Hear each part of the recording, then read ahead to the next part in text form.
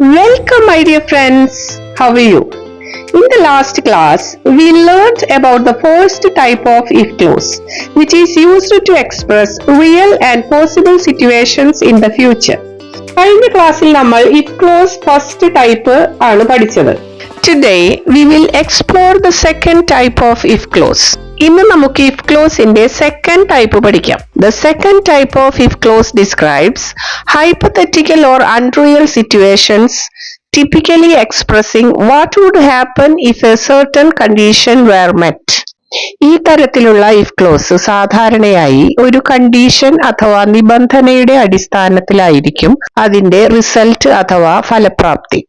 The word hypothetical refers to situations or conditions that are imagined, assumed or based on a theory, rather than being real or actual. അതായത് സാങ്കല്പികമായ അല്ലെങ്കിൽ ഊഹിച്ചുകൊണ്ട് പറയുന്ന കാര്യങ്ങളെയാണ് hypothetical എന്ന വാക്കുകൊണ്ട് ഉദ്ദേശിക്കുന്നത്. ഇത് യാഥാർത്ഥ്യമായിരിക്കണമെന്നില്ല. The second type of if clause is used to refer to situations that are unlikely to happen in the present or future. ഇത് ഇപ്പോഴോ ഭാവിയിലോ യാഥാർത്ഥ്യമല്ലാത്ത സാങ്കല്പിക അവസ്ഥകളെ സൂചിപ്പിക്കുന്നതിന് ഉപയോഗിക്കുന്നു. സെക്കൻഡ് ടൈപ്പ് ഓഫ് if clauseന്റെ സ്ട്രക്ചർ വരുന്നത് ഇപ്രകാരമാണ്. if clauseൽ if plus subject plus simple past tense form of the verb. Main clauseൽ subject plus would plus base form of the verb. Look at this sentence. If I were rich, I would travel around the world. ഞാൻ ധനികനായിരുന്നുവെങ്കിൽ ലോകം മുഴുവൻ സഞ്ചരിച്ചേനെ. Here the speaker is imagining an ideal scenario when he is wealthy, which is not the case currently. This sentence describes a hypothetical or unreal situation. അതായത് നിലവിൽ യാഥാർത്ഥ്യമല്ലാത്ത കാര്യത്തെക്കുറിച്ചാണ് സൂചിപ്പിക്കുന്നത്. ധനികനായിരുന്നുവെങ്കിൽ ലോകം ചുറ്റി നടന്നേനെ എന്നാണ് പറയുന്നത്. എന്നാൽ അത് ഇപ്പോൾ സത്യമല്ലാത്ത അല്ലെങ്കിൽ സാങ്കല്പികമായ ഒരു കാര്യം മാത്രമാണ്. ഇവിടെ if ക്ലോസിലെ വെർബ് where ആണ്. ഇത് സിമ്പിൾ പാസ്റ്റ് ടെൻസിലാണ്. മെയിൻ ക്ലോസിലെ വെർബ് ഫ്രേസ് would travel എന്നതാണ്. ട്രാവൽ എന്നത് ബേസ് ഫോമിലുള്ള വെർബാണ്. if ക്ലോസിലെ സബ്ജക്റ്റ് I ആണ്. അത് സിംഗുലർ സബ്ജക്റ്റ് ആണ്. സെക്കൻഡ് ടൈപ്പ് ഓഫ് if ക്ലോസിൽ സിംഗുലർ സബ്ജക്റ്റിന്റെ കൂടെ സിംഗുലർ ഫോമിലുള്ള വെർബായ വാസിന് പകരം പ്ലൂരൽ ഫോമിലുള്ള വെർബായ where ആണ് ഉപയോഗിക്കുന്നത്. This is a special grammar rule we use to talk about unreal or hypothetical situations. ഇത് സാങ്കല്പികമായ അല്ലെങ്കിൽ യാഥാർത്ഥ്യമല്ലാത്ത അവസ്ഥകളെ പ്രകടിപ്പിക്കാൻ ഉപയോഗിക്കുന്നു. ഇത് ശ്രദ്ധിക്കുക. Now let's see some examples. If I were a bird, I would fly high in the sky. ഞാനൊരു പക്ഷിയായിരുന്നെങ്കിൽ ആകാശത്ത് ഉയരത്തിൽ പറന്നേനെ. This sentence imagines an unreal or hypothetical situation. The sentence if I were a bird, I would fly high in the sky expresses an imaginary scenario, a dream or a wish. Here the speaker is imagining being a bird, which is not possible in reality. It describes a hypothetical condition contrary to fact.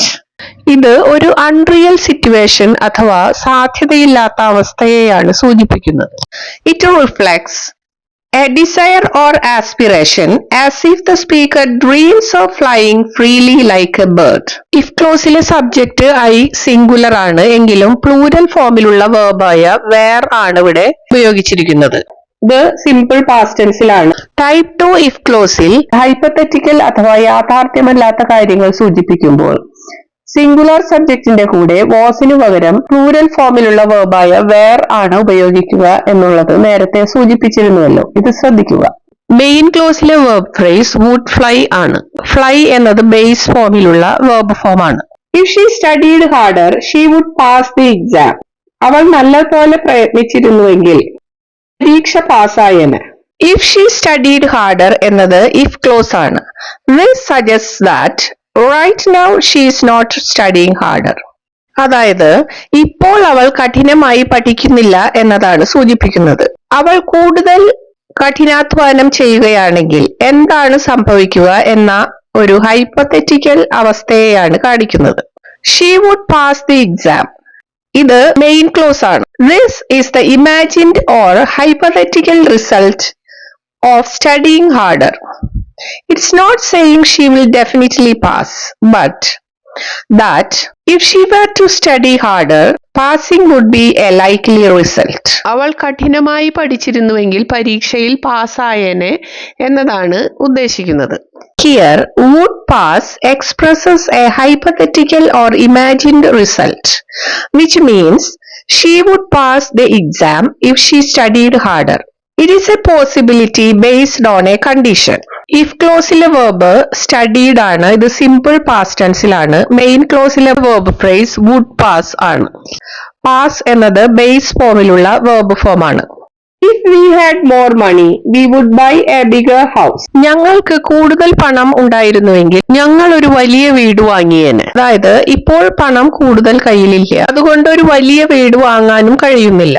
This sentence can be understood as a wish for something that is not true at the moment, but would be desired if the condition were met. If we had more money എന്നതാണ് ഇവിടെ if clause. ഇപ്പോൾ യാഥാർത്ഥ്യമല്ലാത്ത കാര്യത്തെ കുറിച്ചാണ് if clauseലൂടെ സൂചിപ്പിക്കുന്നത്. ഇതിലെ verb had ആണ്, ഇത് simple past tenseലാണ്. We would buy a bigger house.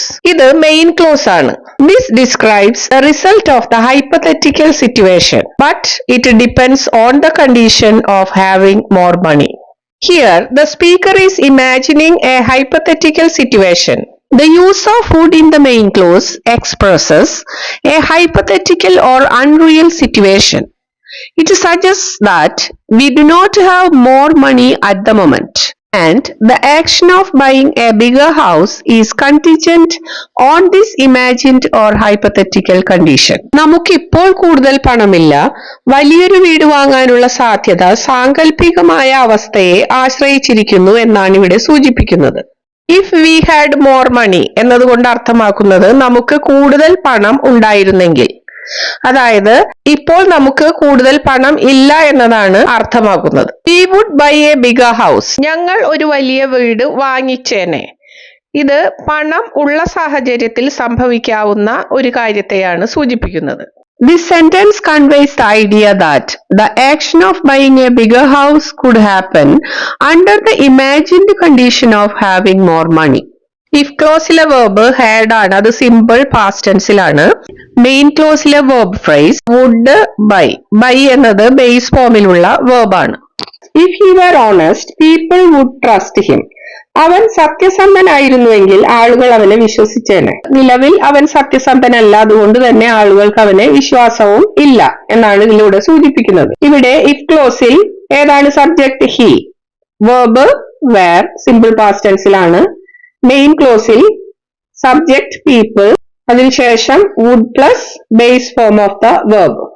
Trust is the base form of the verb. If it rained now, the crops would grow well. ഇപ്പോൾ മഴ പെയ്തിരുന്നുവെങ്കിൽ വിളകൾ നല്ലതായേനെ. അതായത് ഇപ്പോൾ മഴ പെയ്യുന്നില്ല, അതിനാൽ വിള നന്നാകാനുള്ള സാധ്യതയും ഇല്ല എന്ന് ഇതിലൂടെ സൂചിപ്പിക്കുന്നു. ഇഫ് ക്ലോസിലെ verb rained ആണ്, അത് സിമ്പിൾ പാസ്റ്റ് ടെൻസിലാണ്. മെയിൻ ക്ലോസിലെ verb phrase would grow ആണ്. grow എന്നത് ബേസ് ഫോമിലുള്ള verb ആണ്. If you practiced regularly, you would improve your skills. നീ സ്ഥിരമായി പ്രാക്ടീസ് ചെയ്തിരുന്നുവെങ്കിൽ നിന്റെ കഴിവുകൾ വർദ്ധിച്ചേനെ. ഇഫ് യു പ്രാക്ടീസ് റെഗുലർലി എന്നതാണ് ഈ സെന്റൻസിലെ ഇഫ് ക്ലോസ്. ഇതിലെ സബ്ജക്ട് യു ആണ്. പ്രാക്ടീസ്ഡ് എന്നത് സിമ്പിൾ പാസ്റ്റ് ടെൻസിലുള്ള verb ഫോം ആണ്. മെയിൻ ക്ലോസിലെ സബ്ജക്ട് യു ആണ്. വുഡ് ഇംപ്രൂവ് എന്നതാണ് verb phrase. ഇംപ്രൂവ് എന്നത് ബേസ് ഫോമിലുള്ള verb ഫോം ആണ്. If they had a car, they would visit more places. അവർക്കൊരു കാർ ഉണ്ടായിരുന്നെങ്കിൽ അവർ കൂടുതൽ സ്ഥലങ്ങൾ സന്ദർശിച്ചേനെ. അതായത് ഇപ്പോൾ അവർക്ക് കാറില്ല, അതുകൊണ്ട് തന്നെ അവർക്ക് കൂടുതൽ സ്ഥലങ്ങൾ സന്ദർശിക്കാനും സാധിക്കുന്നില്ല എന്നാണ് സൂചിപ്പിക്കുന്നത്. ഇഫ് ക്ലോസിലെ സബ്ജക്ട് ഏതാണ്? ദേ. verb had. ഇത് സിമ്പിൾ പാസ്റ്റ് ടെൻസിലാണ്. മെയിൻ ക്ലോസിലെ സബ്ജക്റ്റും ദേ തന്നെയാണ്. verb phrase would visit. Visit എന്നത് ബേസ് ഫോമിലുള്ള verb ഫോം ആണ്. If I knew the answer, I would tell you. എനിക്ക് ഉത്തരമറിയാമായിരുന്നുവെങ്കിൽ ഞാൻ നിന്നോട് പറഞ്ഞേനെ. ഇവിടെ എന്താണ് അർത്ഥമാക്കുന്നത്? എനിക്ക് ഉത്തരം അറിയില്ല, അതുകൊണ്ട് നിന്നോട് പറയാനും കഴിയുന്നില്ല. ഇഫ് ക്ലോസിലെ സബ്ജക്ട് ഐ ആണ്.